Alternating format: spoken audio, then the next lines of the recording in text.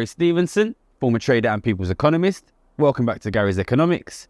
Today we are going to talk about recessions.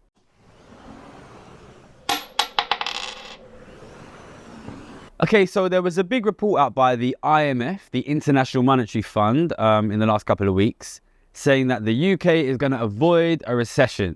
And this was reported in a lot of the media, the BBC, basically all the major news outlets. So I wanted to talk a little bit about what a recession is, and really more than anything, why this way of understanding the economy is not very helpful and perhaps even somewhat damaging. So a recession is very narrowly defined. It's a technical economic phenomenon, which means 2 consecutive quarters of negative economic growth. For this reason, I think it's a little bit stupid to focus on things like narrowly missing a recession, right? The first reason is you could have 1 quarter of negative growth and 1 quarter of very slightly positive growth, and officially that means you've missed a recession. It's really the difference between having minus 0.1% growth and plus 0.1% growth. Really, in one case you've had a recession, in one case you've missed a recession, and the difference to your life is basically completely invisible. So this focus on whether we technically get a recession or not is pretty ridiculous. The second thing is that really,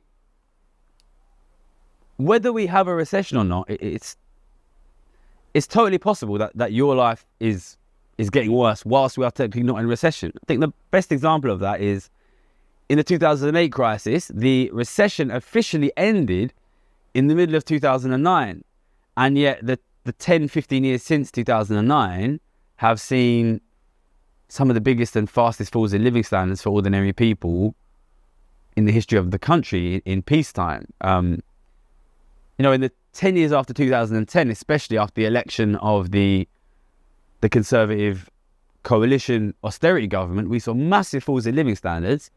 Technically, that was not a period of recession. And what this connects to is something we've mentioned in previous videos, right? Which is recession is only a measure of what is happening to GDP, which is the overall size of the economy.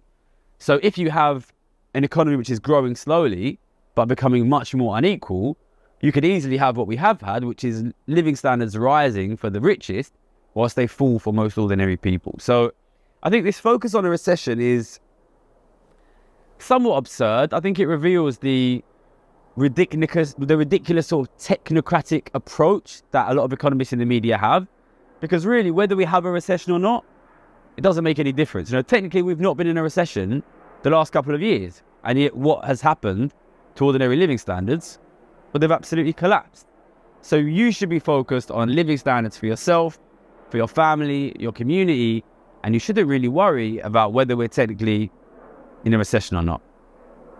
But I think what is more damaging than the basic irrelevance of whether we're in a recession is the fact that the framing of this economic crisis as a recession could quite possibly lead to significant further economic deterioration. And the reason I say that is that when you frame this economic crisis, this cost of living crisis, as a recession, people understand that to mean a kind of temporary fall in living conditions. People think that recessions are things that you go through, they last a period of time, you come out of them, and then things get better.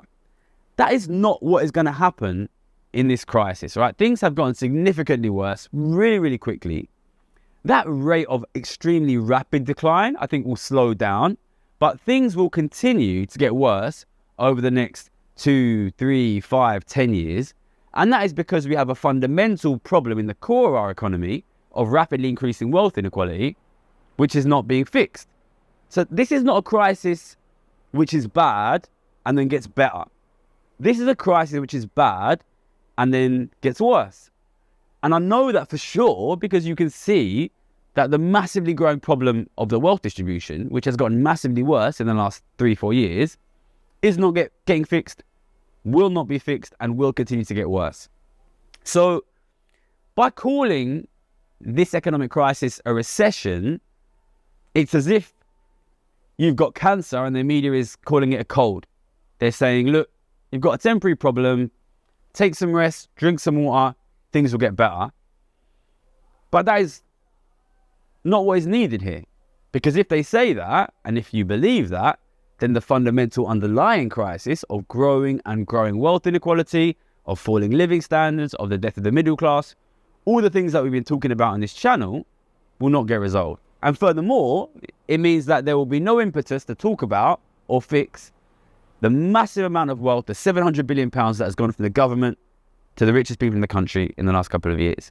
So whenever you hear the media talking about we're in a recession, or we missed a recession, or we're out of recession, ignore it and ask them, what are you doing about wealth inequality? What are you doing about the massive increase in wealth inequality in the last 3 years, the fastest ever increase in wealth of the richest people in the country, the £700 billion that has gone from the government to the richest? When are you fixing these things? Don't listen to the media talking about recession. Focus on inequality, because that is what's going to matter. If you don't fix it, things will get worse. If we do fix it, things will get better. So ignore the recessions, follow the money, and demand that your politicians fix wealth inequality and that your media start talking about it more. And the economists as well. Don't let them off, because they're useless. Thank you. Support the channel. Help us reduce wealth inequality. Help us prevent this economic disaster. If we don't do anything, things will get worse. So we have to do stuff to make it better. Thank you.